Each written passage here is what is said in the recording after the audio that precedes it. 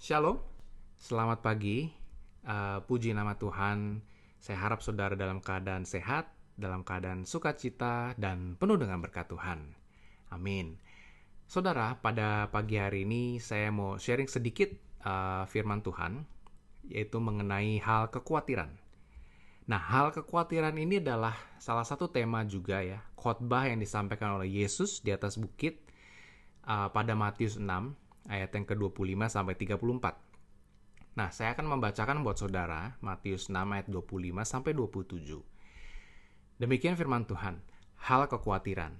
Karena itu aku berkata kepadamu, janganlah khawatir akan hidupmu, akan apa yang hendak kamu makan atau minum, dan janganlah khawatir pula akan tubuhmu, akan apa yang hendak kamu pakai. Bukankah hidup itu lebih penting daripada makanan, dan tubuh itu lebih penting daripada pakaian? Pandanglah burung-burung di langit, yang tidak menabur dan tidak menuai dan tidak mengumpulkan bekal dalam lumbung, namun diberi makan oleh Bapamu yang di sorga. Bukankah kamu jauh melebihi burung-burung itu? Siapakah di antara kamu yang karena kekhawatirannya dapat menambahkan sehasta saja pada jalan hidupnya? Demikian firman Tuhan. Nah, saudara, dalam kehidupan kita, kita sebagai manusia pasti selalu ada namanya masalah, ya. Masalah yang kecil, sederhana, ataupun masalah-masalah yang besar, ya, masalah-masalah yang kompleks yang menyangkut kehidupan kita, kebutuhan kita sehari-hari, seperti yang tadi di firman Tuhan, yaitu, apakah yang akan kita makan hari ini? Apakah yang akan kita minum? Kita bakal tinggal di mana? Kita bakal tidur di mana hari ini?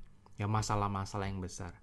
Nah, namun saudara, besar kecilnya masalah itu bukan menjadi hal yang perlu kita perhatikan. Tetapi yang perlu kita perhatikan adalah sebenarnya dari masalah yang kita hadapi itu adalah bagaimana respon kita. Kalau respon kita takut, respon kita khawatir, berarti masalah tersebut yang menguasai kita, bukan kita yang menguasai masalahnya. Nah, namun sebagai orang Kristen, sebagai orang percaya, kita semua tahu bahwa Yesus, Tuhan kita, selalu ada bersama dengan kita. Yesus selalu memberkati kita, menolong kita, mengulurkan tangannya di saat yang tepat pada waktunya Tuhan. Tidak pernah memberikan masalah yang lebih besar daripada kemampuan dan kapasitas kita. Kita semua tahu akan hal tersebut. Betul ya? Tetapi, walaupun kita tahu akan hal itu, kenapa terkadang kita sebagai orang Kristen masih bisa khawatir? Kenapa kita masih bisa takut? Nah, ada beberapa faktor, saudara. Yang pertama adalah kadang kita ngerasa ada banyak hal yang di luar kontrol kita. Kita tidak bisa kontrol sehingga kita takut untuk menghadapinya ya. Nah, satu hal yang saya mau ingatkan dengan saudara adalah apapun itu, walaupun kita tidak bisa kontrol, tetapi kita tahu bahwa hal itu tetap dalam kontrolnya Tuhan. Amin. Tuhan tetap in control of everything, saudara. Nah, walaupun kelihatannya itu mustahil buat kita, atau walaupun kelihatan itu tidak sesuai dengan harapan kita, tetapi ada Tuhan di balik semuanya itu. Ada hal baik Tuhan, ada maksud Tuhan di belakang semua itu. Itu yang pertama. Yang kedua, saudara, terkadang kita masih bisa khawatir adalah karena kita itu lupa kalau misalnya kita sedang pegangan dengan Tuhan. Nah, saudara, terkait dengan hal yang kedua ini, saya ada satu hal yang ingin saya bagikan buat saudara.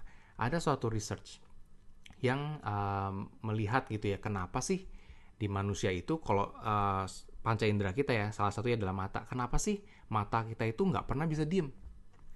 Nah, kalau saudara perhatikan, mata kita walaupun kita mau fokus di satu titik gitu ya, kita diem melihat fokus ke satu titik selama 1 menit misalnya, itu tidak mungkin mata kita, pupil kita benar-benar diam, saudara.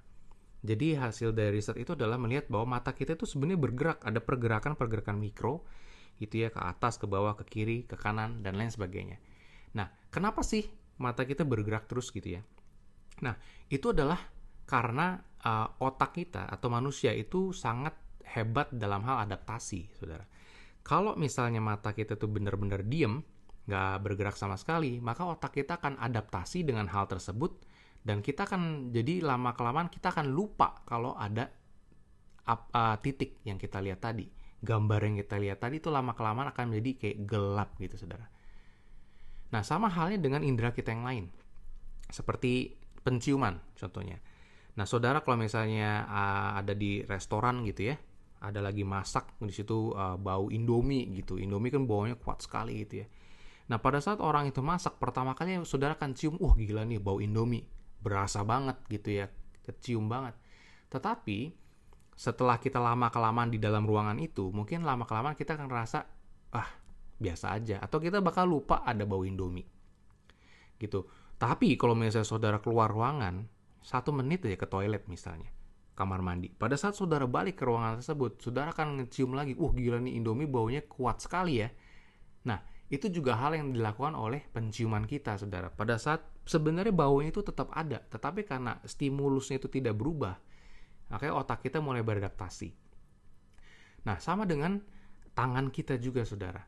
Indera perasa kita. Dan yang terpenting di sini adalah hubungan kita dengan Tuhan. Terkadang kita punya hubungan kita dengan Tuhan itu ada. Kita mengenal Tuhan, kita percaya Tuhan, kita percaya Yesus itu akan menolong kita. Tetapi terkadang kita lupa kalau misalnya tangan Tuhan itu ada bersama dengan kita. Kenapa kita biasa lupa? Karena tadi, saudara, mungkin tidak ada stimulus-stimulus tambahan yang kita lakukan yang memperkuat atau mengingatkan kita dengan hubungan kita dengan Tuhan.